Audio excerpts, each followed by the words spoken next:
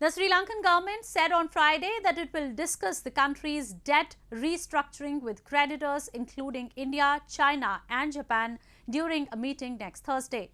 The IMF has set debt restructuring as a precondition for starting a loan program for the crisis-hit nation.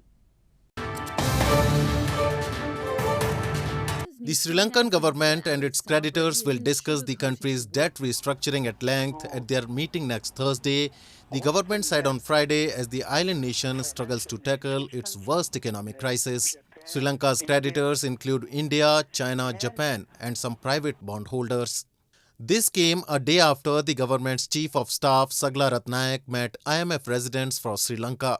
The Sri Lankan government, led by President Ranil Wickremesinghe, is expected to present its budget for 2023 to Parliament in mid-November, which is expected to include higher taxes and wider reforms of state enterprises in line with commitments made to the IMF.